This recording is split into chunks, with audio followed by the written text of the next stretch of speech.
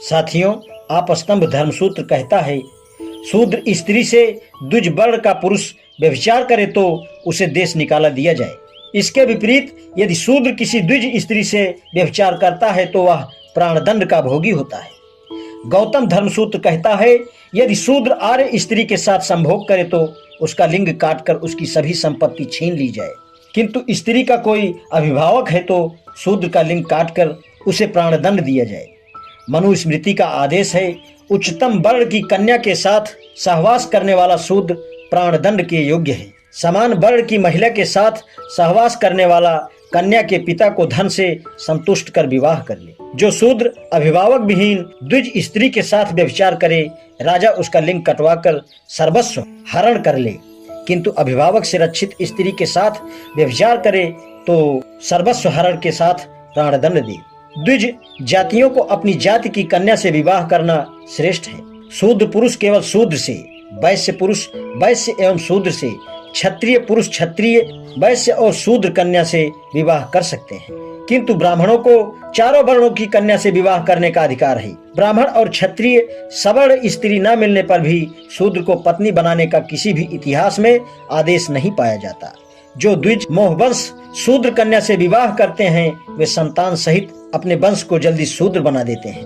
ब्राह्मण शूद्र स्त्री के साथ सहवास करने से अधोगति नरक को प्राप्त करता है और उससे पुत्र उत्पन्न कर ब्राह्मण पद से भी रहित हो जाता है। विवाहित शूद्र पत्नी के हाथ का बनाया हुआ हव्य देवता पितर और अतिथि ग्रहण नहीं करते और शूद्र ऐसे आतिथ्य से स्वर्ग भी नहीं जा पाता। जो द्विज शूद्र स्त्री का अधरपान करता है और उसके श्वास से अपने प्राणवायु को दूषित कर उससे जो संतान उत्पन्न करता है, उसकी मुक्ति का कोई उपाय नहीं है। वशिष्ठ धर्मसूत्र का कहना है, द्वेष भाव, ईर्ष्या रखना, असत्य भाषण, ब्राह्मण निंदा, चुगलखोरी और निर्दयता 100 के लक्षण है। विष्णु स्मृति का कथन है, ब्राह्मण का नाम मंगलकारी, क्षत्रिय का बलशाली, वैश्य का धन संपन्नशाली और शूद्र का घृणा सूचक रखा जाए।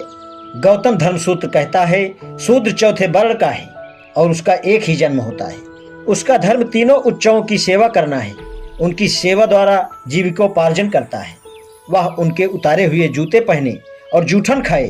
किसी द्विज को अपमानजनक गाली देने व मुक्का मारने पर शूद्र का वह अंग काट दिया जाए।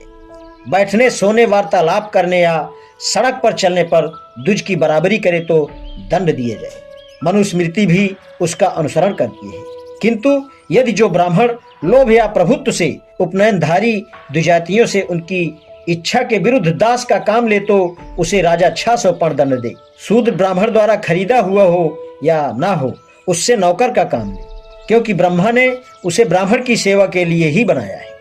स्वामी के द्वारा स्वतंत्र किए जाने पर भी शूद्र दास वृत्ति से छुटकारा नहीं पा सकता, क्योंकि वह दासता उसकी नियति है, उसे कोई नहीं मिटा सकता। केवल ब्राह्मणों की और यशस्वी गृहस्थों की सेवा करना ही शूद्र को स्वर्ग देने वाला परम धर्म है।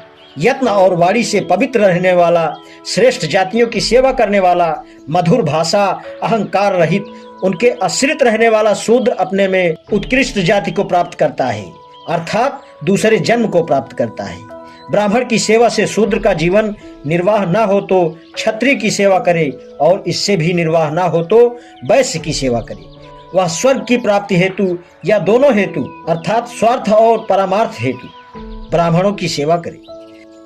आज इतना ही, शेष कल। धन्यवाद।